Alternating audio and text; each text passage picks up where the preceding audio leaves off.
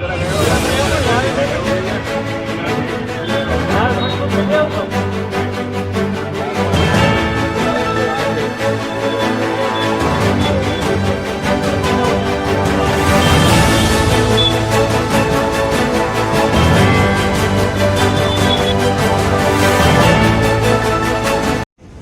નામ? મારું નામ શબ્બીર ફિરોઝભાઈ અત્યારી છે. કઈ જગ્યા રહ્યો ભાઈ? રાજુલા રહું છું. શું બનાવ થયો? બનાવ એમ બન્યો છે કે મારા કાકાને એક હાર્ડવેરની દુકાન છે રાજુલા, ફકરી હાર્ડવેર એમ કરીને છે. અને ત્યાં બે ગ્રાહક આવ્યા હતા સાંજના સમયે 7 વાગે. ને એ ગ્રાહકે માલ ઘટાડ્યો હતો અને એ માલ ઘટાડ્યો એ બાબતે 2580ની રકમ થતી હતી. તો એમાં એ એમ કીધું કે વ્યાજબી લઈ લો. તો એ ના પાડી કે વ્યાજબી આમાં આપણો ભાવ એક જ છે અને આમાં કોઈ વ્યાજબી નહીં છે, તો તમને પોસાય તો તમે લ્યો. તો એ કાકાએ એનું બિલ બનાવ્યું હતું, એ બિલ લીધું ને હાથમાંથી. તો એ કે બિલ કેમ લેવાય તમારીથી એમ કરીને બોલાચાલી થઈ અને ત્યાંથી બાંધવાનું ગાળાગાળી અને ગલોચ કર્યું.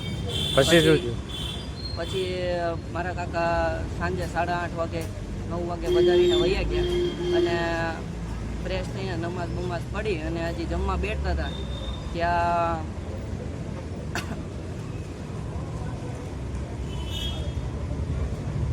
પછી મારા કાકાને છે ને ફોન કરીને બોલાવ્યા. આપણે મન નિલેશ શાહ કંસારાવાળાનો દીકરો હતો, એ બોલાવ્યા. સાકળ એને જોવે છે, સાહેબને જોવે છે એમ કરીને બોલાવ્યા દુકાને. અને કાકા દુકાને ગયા. દુકાને ગયા પછી કાકાએ સાકળ બતાવી. તો એ એમ કીધું કે ખાંચામાં છે સાહેબ, તમે સાકળ બતાવી આવો.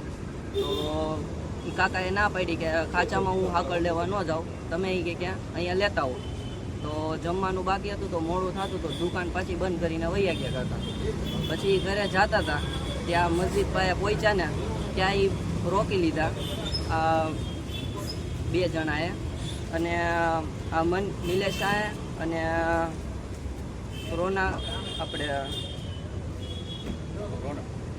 રોનકભાઈ અને એ 2 જણાએ રોકી અને પછી પાછળથી 4 વ્હીલ આવી અને 4 વ્હીલમાંથી ઉતરી અને આપણે રિઝવાન દેસાઈ, પછી તેસિંગ દેસાઈ અને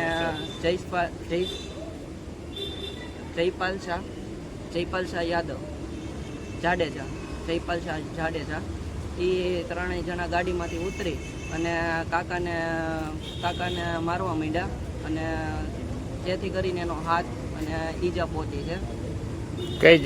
શું હથિયાર હતો ભાઈ? હથિયારમાં છે ને 2 પાઇપ હતા અને 2 લાકડી હતી.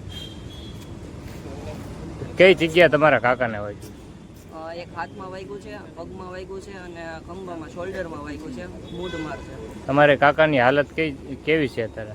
અત્યારે ઓપરેશન થઈ ગયું છે એનું અને અત્યારે ક્રિટિકલ કન્ડિશનમાં છે. તમે કઈ જગ્યાએ સારવાર લેવા? અમે અત્યારે ભાવનગર સારવાર લેવા આવ્યા છે બીમ્સમાં. પેલા કઈ જગ્યા લીધી? પહેલા અમે ગયા હતા અહીંયા સીસારામાં ગયા હતા રાજુલા.